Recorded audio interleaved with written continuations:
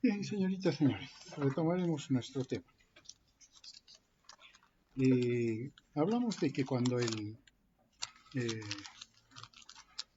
en una sinapsis hay la transmisión y entonces se da un estímulo, etcétera, a la neurona o al órgano, segunda neurona o órgano efector, entonces tenemos potenciales, ¿no? En la siguiente neurona. Y les llamamos potenciales, dependiendo de qué tipo, si son estimuladores o inhibitorios, les llamamos potenciales postsinápticos excitatorios o potenciales postsinápticos inhibitorios. ¿De qué depende? ¿De qué depende? La manito para poder... Sí, del receptor. Uno, dos. Hasta ahí todavía hemos dicho, ¿de qué depende que estemos acá adentro? De la puerta. Claro, si no hay puerta no entramos. ¿No? Dices, está bien, pero falta. Ya, del neurotransmisor. Fue el señor que abrió la puerta, pero nos falta.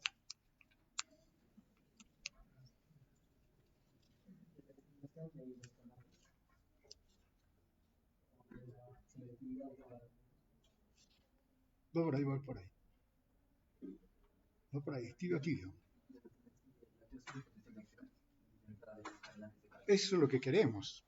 Pero para que se dé eso, ¿de qué depende? ¿De qué depende?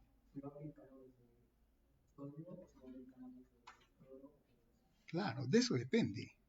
El receptor sí existe el receptor, pero el receptor es un canal. Estamos todavía a ese nivel, ¿no? Entonces, si ese receptor, que es un canal, deja pasar sodio, ¿qué tenemos? ¿Entra o sale el sodio? Listo, ¿qué tenemos entonces? Jalado. Potenciales postsinápticos excitatorios. Eso tenemos. Que si eventualmente llega al nivel bipolar, habrá potencial de acción. Si no llega, no pasa nada, pero hay potencial postsináptico excitatorio, la hay. ¿Listo? Muy bien. Y más bien cuando el canal es un canal de cloro o de potasio, más bien se dan los potenciales postsinápticos inhibitorios. Listo, muy bien. Claro, como su compañero dice, ahora, ¿quién activa estos receptores? Los neurotransmisores. Ay, perdón, una disculpa, vamos a ver de quién se trata. Ya, depende del neurotransmisor. Y sí, vamos a entrar a revisar los neurotransmisores. Acá hay ejemplos, ¿no? Aminoácidos. Ejemplo de un aminoácido como neurotransmisor. Glicina, muy bien. Está la acetilcolina, amina biógena, péptidos.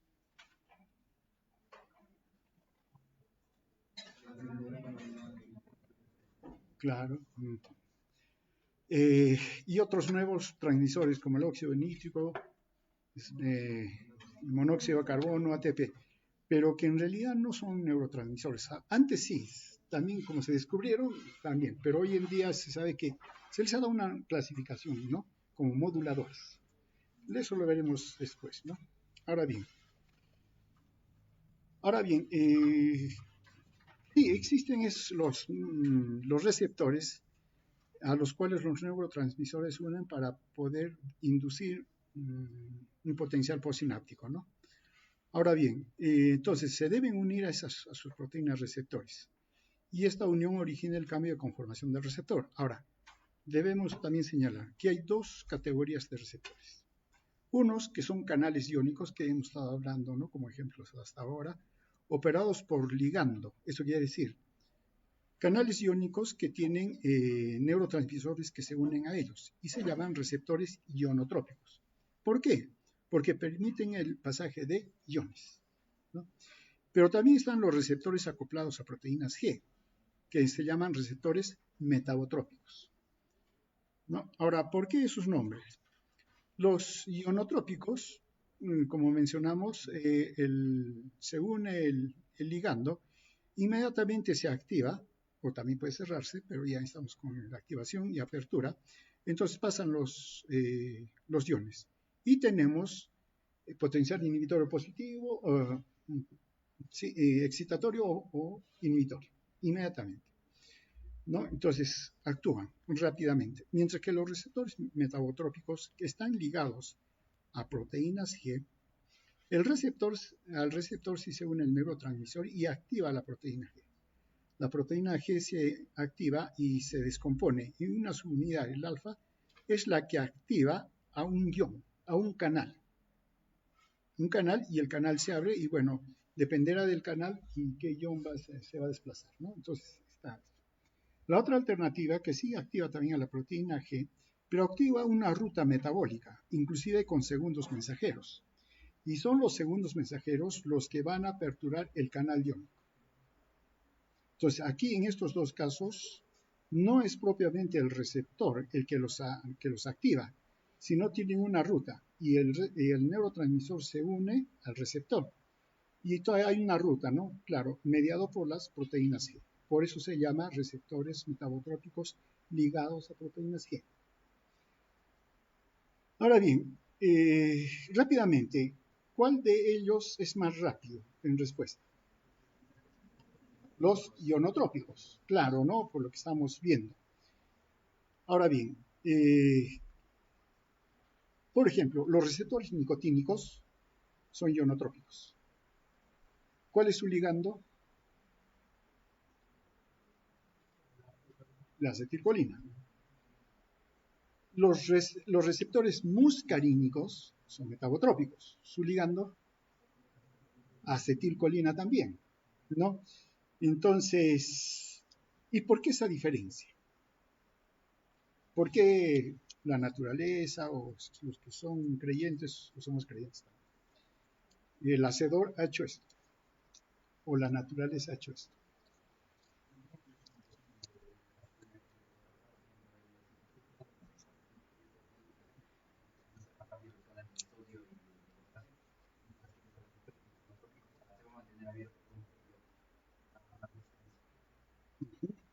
Claro. Eh, los receptores ionotrópicos median señales rápidas, fásicas. Movimiento muscular es rápido y fásico, ¿no?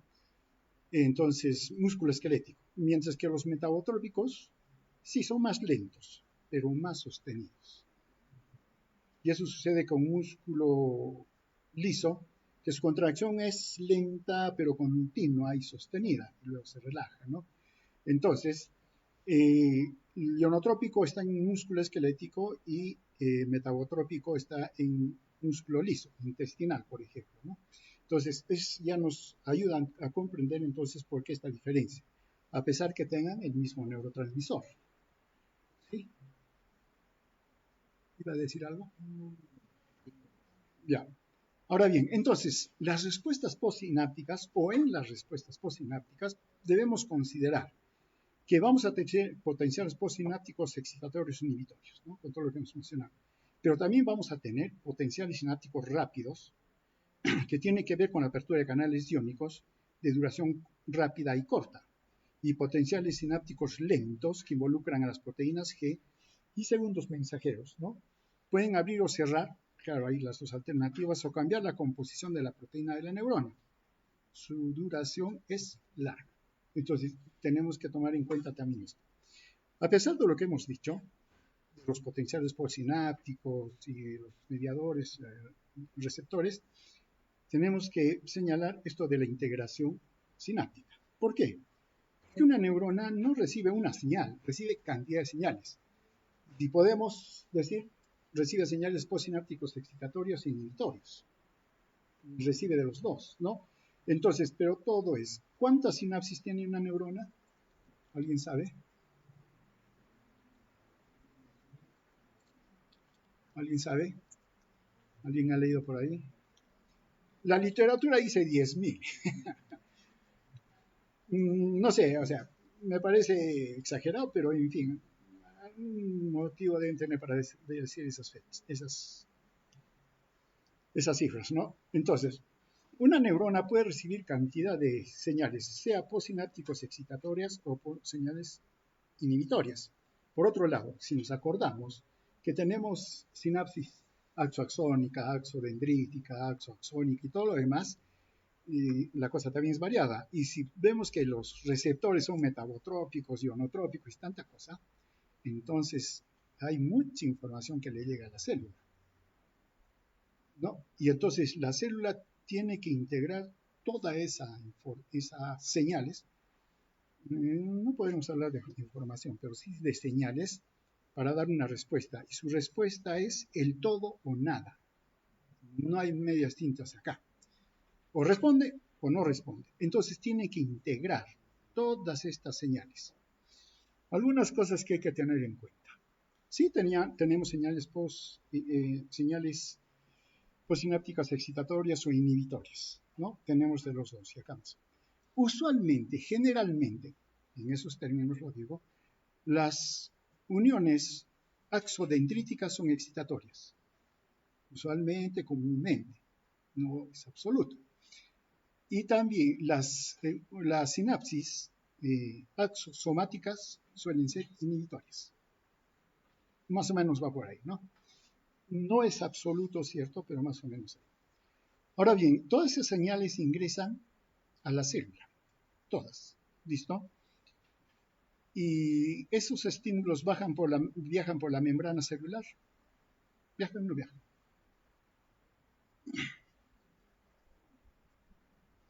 No viajan. Porque estas no tienen, ¿qué les estaría faltando? ¿Qué cosa es necesario para que haya una despolarización?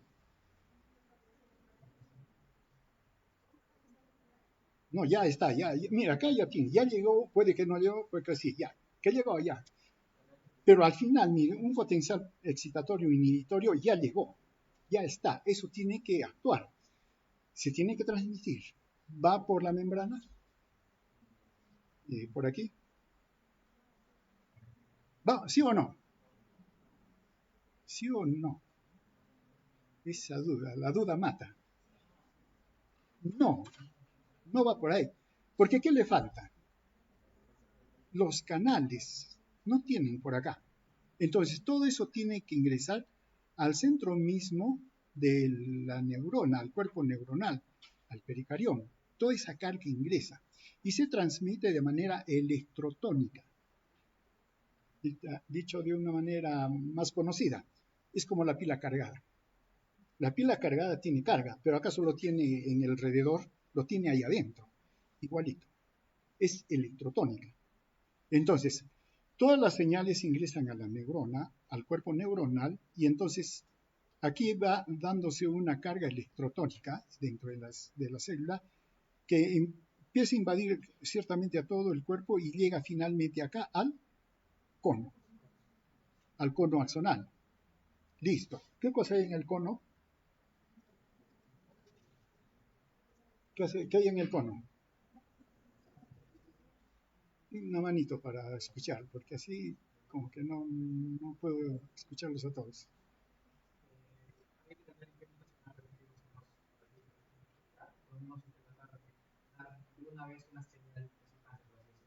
Claro, eso es cierto, pero necesito el nombre y el apellido.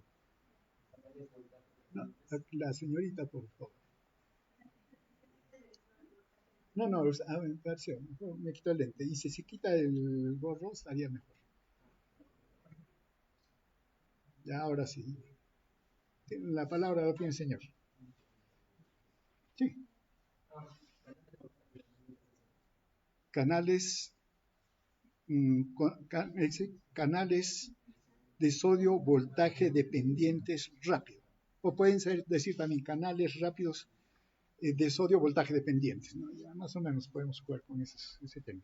Aquí están. Entonces, ellos, con todo esto de estas señales, las va a integrar. Obviamente, las señales excitatorias se van a sumar y las señales inhibitorias van a restar. Y es como una suma algebraica. No, no es algebraica, donde hay números positivos y negativos. ¿No es cierto? Sumamos, restamos, etcétera, y al final tenemos un valor.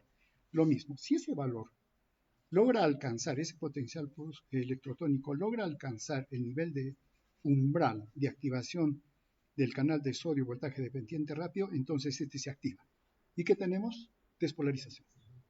Y al despolarizar, bueno, ya sabemos todo del potencial de acción y el potencial propagado y se va hasta el botón terminal. Entonces, lo que se tiene que hacer aquí es eso, una integración de estas señales, ¿no? Entonces, acá están los, por ejemplo, si son excitatorios o inhibitorios, la suma tenemos un valor de 6. Bueno, es arbitrario, ¿no? Y si 6 es lo suficientemente para alcanzar el nivel umbral, bien. Si fuera 2, 3, no alcanza y ahí queda. Listo. En esto debemos tomar en cuenta dos aspectos, la sumación espacial y la sumación temporal. Claro, entran las señales. Hemos sumado y restado, pero hay algunos detalles como estos dos, y que dependen de la constante espacial, constante de despolarización parcial espacial y temporal, ¿no? Ahora bien, pero nos interesa esto, la suma espacial. Eso está referido cuando varias señales individuales se unen simultáneamente para cambiar el potencial de membrana de la célula postsináptica, de lo que hemos mencionado, ¿no? Entonces, hay, digamos, varias señales, ¿no?, de varias neuronas. O sea, hay varias sinapsis. Es lo que hay, ¿no? Y como dijimos, de la suma y todo lo demás, se verá si es que hay o no una respuesta. Y la simulación temporal tiene que ver con el tiempo en que llegan las señales. Dijimos que eran señales degradadas, ¿no? ¿Por qué? Porque con el tiempo se pierden, ¿no? Entonces, tienen un tiempo en el cual, digamos, permanecen. Entonces, cuanto más rápido se dan, eso significa que las señales se están dando en menor tiempo, o pueden que se den en un plazo más largo. Veamos acá, en la sumación espacial. Acá tenemos una neurona, y acá hay varios axones. Acá hay tres axones, ¿no? Cada uno le envía una señal.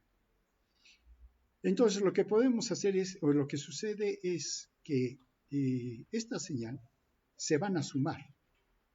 Y sí, eventualmente pueden llegar a nivel umbral para que se despolarice. Tenemos. Y la sumación temporal es un mismo axón, pero que descarga varias veces, seguido. Si lo hace rápido, entonces puede que las señales no se pierdan y se sumen más bien. Y aquí tenemos una sumación. Y puede llegar al nivel umbral y se dispara. Pero si se demora demasiado, viene una, se pierde, viene la otra, se pierde, entonces no hay sumación, ¿no? Entonces tenemos esto, la sumación espacial y temporal, válida para ver si es excitatoria o inhibitoria. Ahora bien, un poco con la sumación espacial, ¿no?, como ejemplo. Aquí tenemos la neurona A, tiene este estímulo, y este tiene este otro estímulo. Si están lo suficientemente cerca, entonces viene aquí la primera, ya veremos acá, viene acá la primera neurona y la primera señal empieza a bajar, pero como está cerca la otra y descargó, le suma. Y resultado, puede llegar a nivel umbral y dispara. Pero si están muy separados, esta se pierde, esta también se pierde y no hay despolarización. ¿Listo? Para las señores, claro, acá estamos, acá tenemos la señal temporal.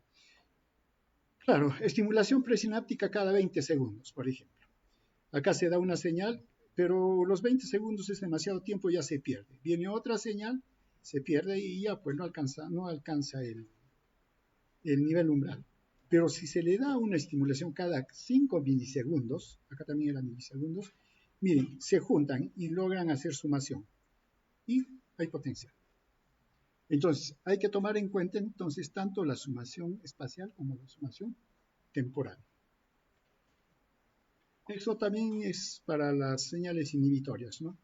Una señal inhibitoria, por ejemplo, en el caso de sumación temporal, una sola deprime. Una sola deprime, pero si suma con la otra, deprime mucho más todavía. Y bueno, acá tenemos lo que ya hemos mencionado. Acá la sumación temporal, ¿no? Las señales son rápidas, entonces pueden sumarse. Y las señales y la sumación espacial, que nos ve el tiempo-espacio, para ver si están cerca y pueden sumar las señales. Listo. Estos ya son ejemplos, ¿no?, de cómo se dan estas señales, ¿no? Entonces, a esto se le llama la integración. Miren, la integración incluye todo lo que hemos dicho, canales, potenciales, que se llama sumación temporal, tipo de sinapsis y todo. Como mencionamos, las sinapsis axodendríticas usualmente, comúnmente son excitatorias. Las axosomáticas son inhibitorias y las axoaxónicas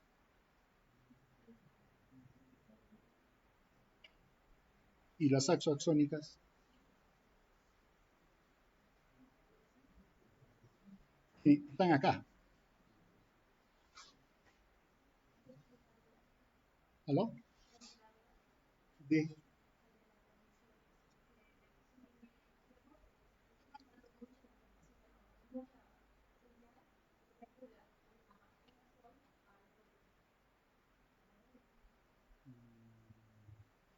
reguladora, sí, pero del potencial.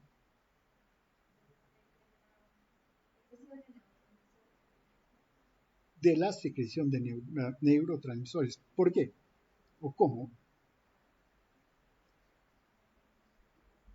Siga pensando, siga pensando. Claro, aquí ya no interviene en la decisión. La decisión fue tomada ya acá, ¿no? Entonces, ¿y este qué hace acá? Debe hacer algo. ¿Qué sucede acá? La liberación del neurotransmisor. Y el neurotransmisor se libera, ¿por qué?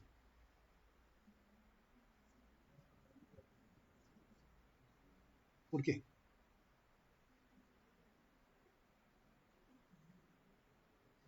Porque si la señal llegó, ¿qué se aperturó? Los canales de calcio. Entonces ahí pueden modular, ¿no? Para ver si se abre o no se abre. Y también puede modular un poco la cantidad de neurotransmisor que va a salir. Lo puede modular solamente, no lo controla del todo, ¿no? Puede haber una modulación. Y de hecho debe haber una modulación de la cantidad de neurotransmisor que se libera. Debe haber ese tipo de control, ¿no? Entonces, este vendría a ser uno de ellos. Hay otros más, ¿no? Que ya iremos viendo posteriormente de manera específica. Listo, muy bien. Ahora, con todo lo que hemos hablado, volvemos a la neurona, ¿no? Acá tenemos. Si consideramos todo lo que hemos mencionado, a la neurona en ese concepto que es, ¿cómo dijimos? No. Cuando tiene una orientación.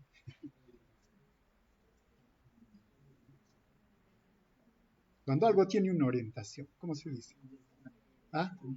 No. Y lo hemos dicho ahí anteriormente. ¿No? Cuando cualquier cosa tiene un sentido, dirección, pero no, tiene otro término. Orientación.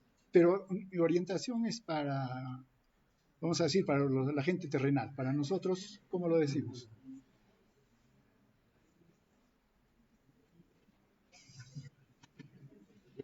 Sí, creo que van a regresar a postular, ¿eh? Porque es pregunta de entrada, de ingreso.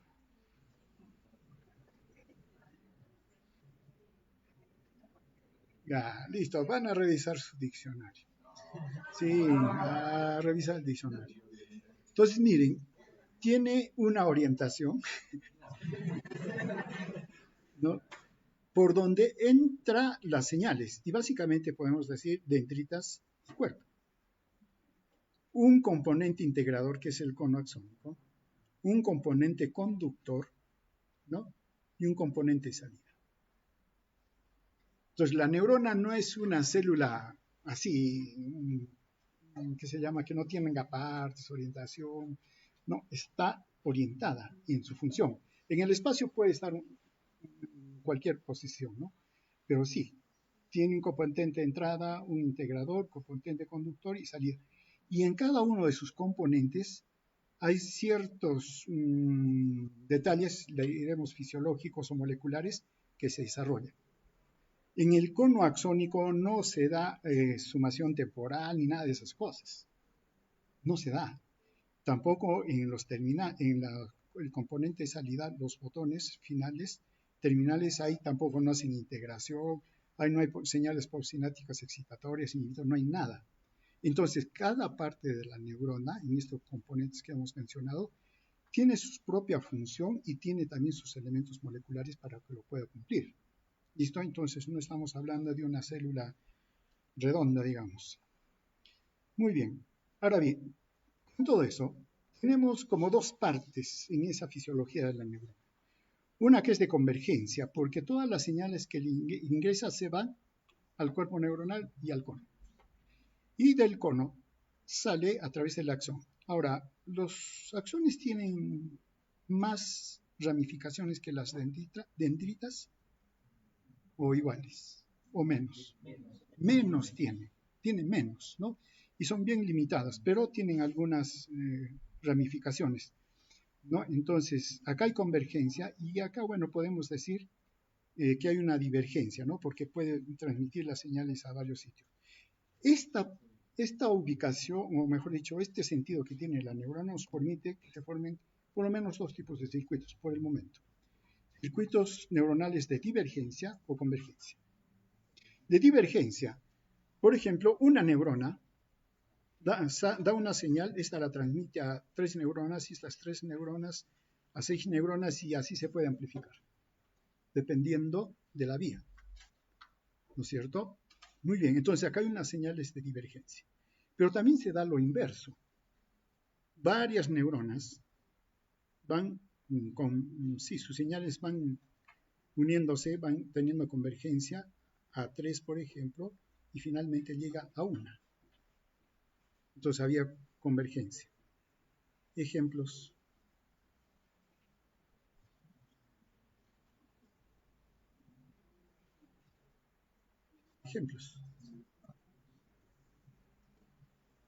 Ejemplos funcionales, ya.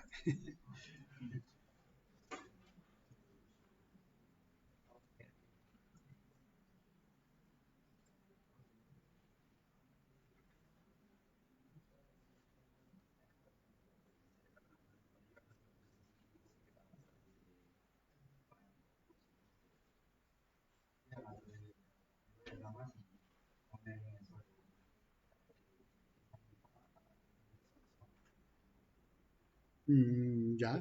Entonces estamos hablando de vías sensitivas, vías aferentes, ¿no? Por ejemplo, ya, si hablamos de sensación exteroceptiva, ¿cuáles son los componentes o qué tipos de sensaciones exteroceptivas se consideran? Tacto, temperatura, necesitamos más.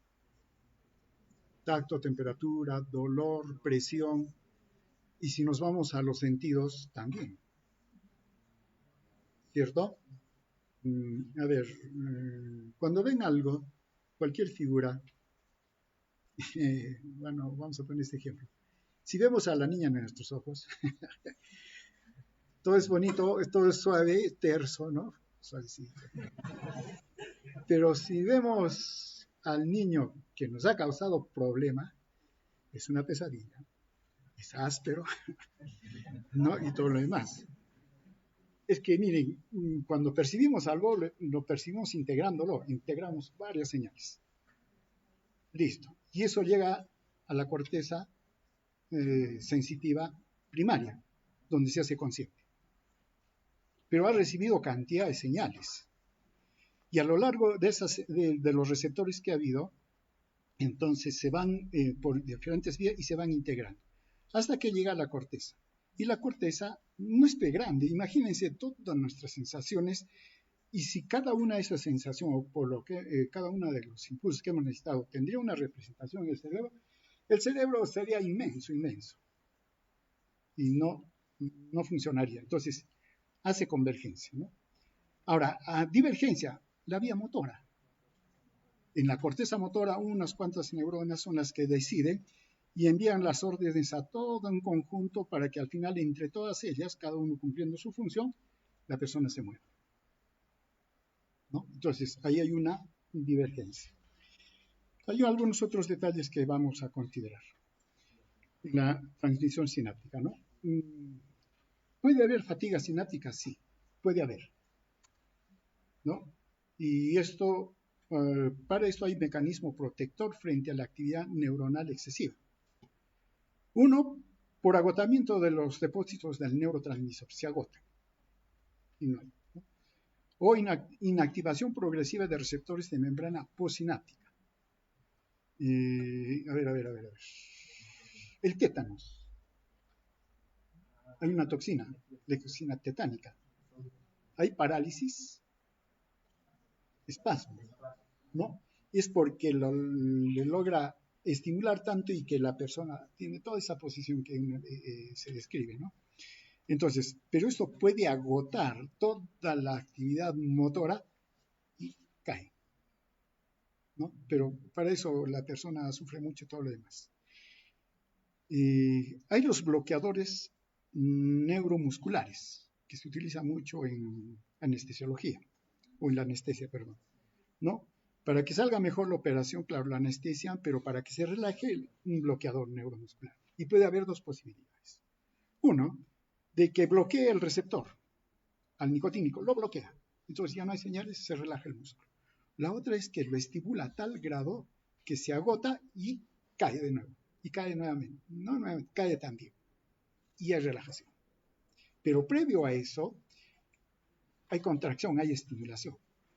Porque tiene que todavía agotarse, ¿no? Y eso es un poco la diferencia entre esos dos tipos de bloqueadores neuromusculares, ¿no? Uno cae rápido y no pasa nada, no tiene más nada. El otro más bien, si hace contracción, un poco de contracción, hay fasciculaciones musculares, temblor y luego ya cae y hay relajación. Bueno, el anestesista es el que elige cuál de ellos va a utilizar, ¿no? Luego hay la aparición de concentraciones anormales de iones en la célula postsináptica, claro, por la cantidad de neurotransmisor que se realizó. En las neuronas postsinápticas también hay mecanismos para ya bloquear el efecto. Un buen número está basado en enzimas, que como hay segundos mensajeros, todos ellos que están activándose son bloqueados. Para que la señal se da, hace su efecto y ahí quede, y no sea continuo digamos, su efecto. Ahora, la acidosis y la alcalosis. En caso de la acidosis, hay una disminución de la excitación de la neurotransmisión, mientras que en la alcalosis hay aumento de la excitabilidad.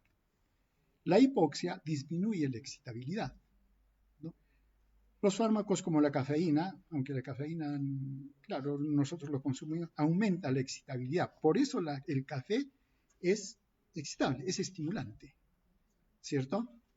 Quieren amanecerse estudiando y se toman su cafecito caliente, ¿no? Y bien cargado. ¿Les hace efecto? ¿Cuánto tiempo han hecho eso? Desde siempre. Entonces han tomado su cafecito y han podido amanecerse estudiando. ¿Cierto o falso?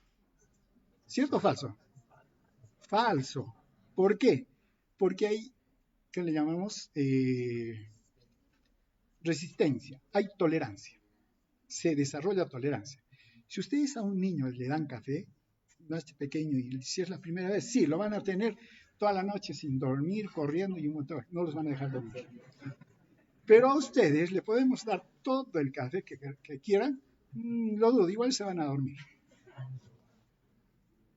Los anestésicos que elevan el nivel umbral de las neuronas, ¿no? Ahora, sí, esto de retraso sináptico, de 5 milisegundos permite a los neurofisiólogos predecir el número de neuronas conectadas en serie. Claro, si sabemos el tiempo, ¿no?, que se da y el efecto, entonces y el efecto que se va a tener en tiempo, entonces dice, pues, me ha llevado 15 milisegundos, entonces acá hay 3 neuronas, ¿no? Listo.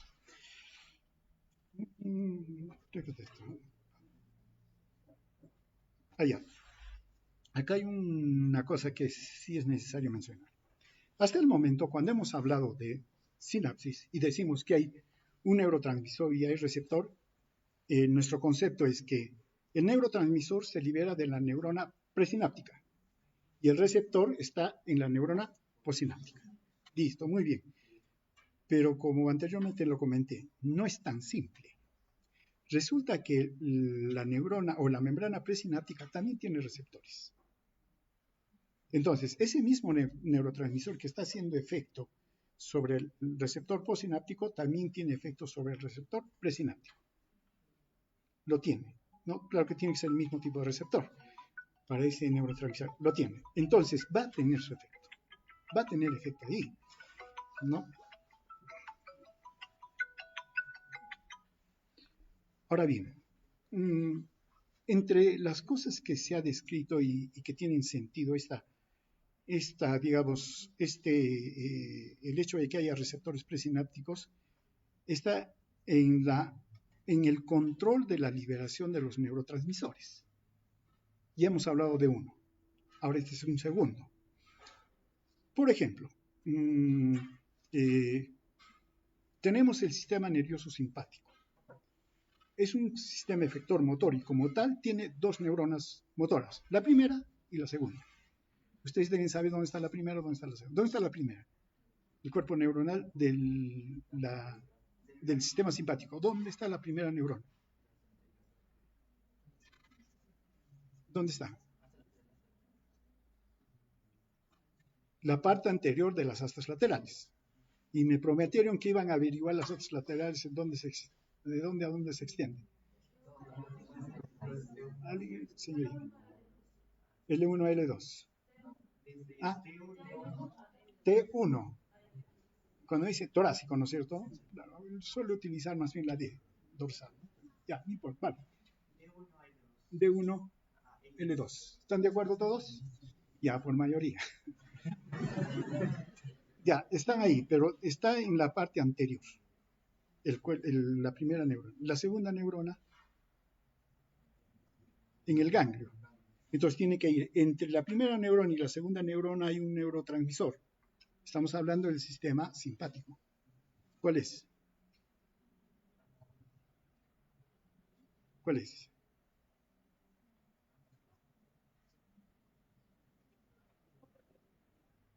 Me pregunta, me responde. Noradrenalina, dice su compañero. Alguien por ahí dijo algo. Acetilcolina. Listo. Más bien, de la segunda neurona al órgano efector, ahí sí están las catecolaminas. Adrenalina, noradrenalina, estamos hablando de sistema simpático. Noradrenalina. Muy bien.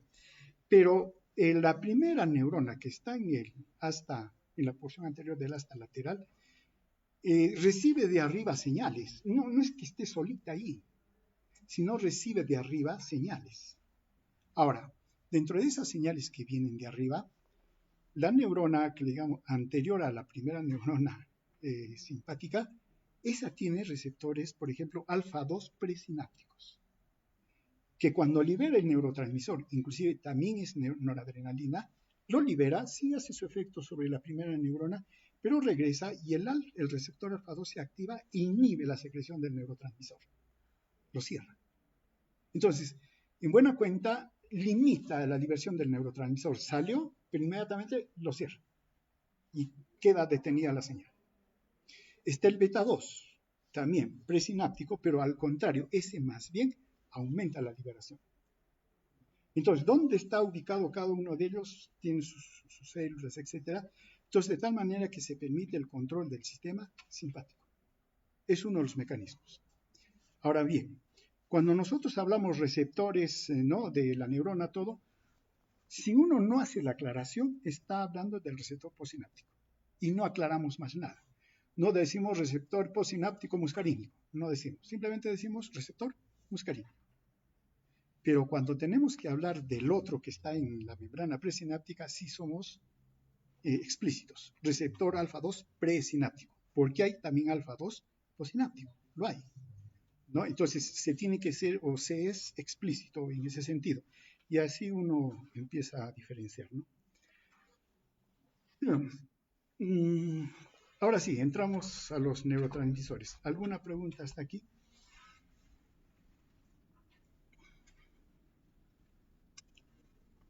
Muy bien.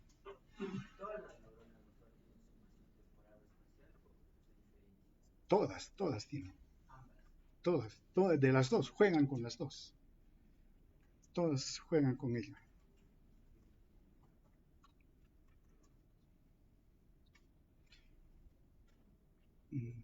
Listo, muy bien, entonces empezamos con los neurotransmisores. Para empezar, habría que considerar de que estos neurotransmisores también intervienen, como lo dice acá, en refinar la eficiencia sináptica, la transmisión y todo lo demás. Hoy en día, aparte de los neurotransmisores clásicos, tenemos neuromoduladores, ¿no? Que en realidad están resultando más complejos que los neurotransmisores, por lo menos para entenderlos, cómo funcionan, ¿no? Y la mayoría de ellos son péptidos. Las vesículas de almacén son más grandes y densas, ¿no? Se pueden liberar más de un tipo al tiempo que el neurotransmisor. Prácticamente nosotros podemos decir que hay un neurotransmisor para cada axón, ¿no? Prácticamente, pero no así con los neuromoduladores. Actúan a bajas concentraciones, dan respuestas más prolongadas y no solamente más prolongadas, sino las modifican, ¿no? Su receptor puede estar en la membrana postsináptica o presináptica. No producen potenciales postsinápticos excitatorios y inhibitorios, pero sí deprimen o facilitan la capacidad de despolarización. Sus efectos son más lentos, pero más duraderos. Cambian la velocidad de síntesis del neurotransmisor, por ejemplo, también. Ejemplo, ¿cómo se llama esto? La colecistocimina. ¿Dónde está esa hormona o dónde la conocemos?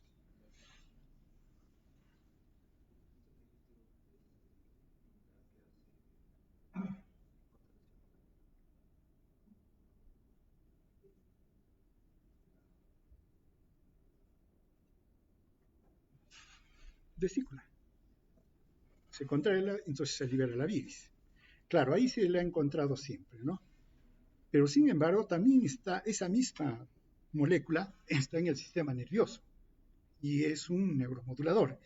Claro que ya no se le ha podido cambiar el nombre, entonces no es que ahí arriba haya vesícula, ¿no?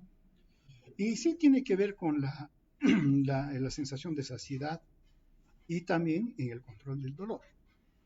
Participa allí, ¿no? En la vía del dolor. Veamos. En la vía del dolor siempre la conocemos, ¿no? De los receptores, ¿cómo se llaman los receptores del dolor?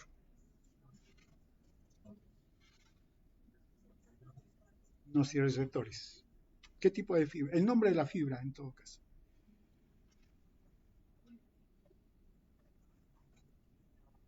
Terminación libre. Vamos a irnos aclarando. ¿Hay fibras del dolor? Sí, son las terminaciones libres. Ya, esas son. Entonces, si hablamos estrictamente de dolor, hablamos de la terminación libre, pero ustedes han dicho nocicepción. ¿Qué es la nocicepción?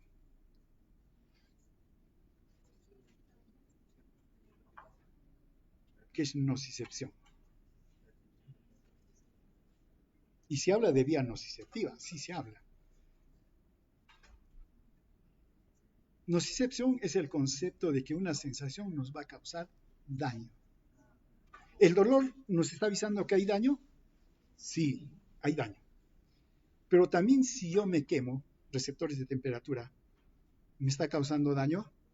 Sí, entonces allí ellos también entran a lo que es el concepto de nocicepción. Entonces, todo estímulo y por lo tanto todavía que lleve esa sensación de daño, puede ser dolor, temperatura, presión, es nocicepción. Entonces, el concepto de nocicepción es un poco más amplio. Si uno dice dolor, claro, terminación libre. Pero si dice nocicepción, ahí tenemos terminación libre, receptores de presión, de temperatura y todos ellos. Pero que estamos percibiéndolos como daño. Y todo eso va, ¿no es cierto? Listo, muy bien. ¿A qué va esto? Resulta de que hay una vía así que nos lleva hasta arriba, la información, todo. Pero esa vía tiene un control descendente del dolor, que trabaja simultáneamente. Por eso, Si me da el golpe la persona que yo quiero, la miro y le sonrío. O sea que me está doliendo, pero le sonrío. Pero si me da el mismo golpe una persona que no la quiero y que le nada que ver, me duele mucho a una exageración y la pego. En el primer caso lo controlo bien, pero en el otro caso no lo controlo. Es que esta vía, y como tiene otras conexiones, puede modular, a pesar que estamos sintiendo el dolor, pero puede modularlo. Y es más, a veces como nos pegó la niña que queremos, no sentimos dolor. No sentimos dolor, ¿no? Entonces, es por eso. Entonces, en la vía del dolor hay que tener en cuenta, o desde ahora tienen que tomar en cuenta que hay también una vía descendente que lo controla. Eso ya se ve cuando veamos esa parte, ¿no? Ahora bien, puede haber inhibición o facilitación presináptica de lo que estábamos mencionando, ¿no? Las neuronas presinápticas reciben sinapsis anterior que determina cuánto neurotransmisor se secreta. Esto es una ventaja para controlar obviamente la acción del neurotransmisor, ¿no es cierto? Pero no solo en la postsináptica, sino también en la presináptica. Puede haber desórdenes en esto, en esta ya que tenemos ejemplos, ¿no? Esquizofrenia, miastenia gravis, Parkinson, depresión, todos ellos. Y claro, los antidepresivos, por ejemplo, también inhiben, por ejemplo, la inactivación de diferentes neurotransmisores, como norepinefrina, dopamina, serotonina y bueno, todo lo demás.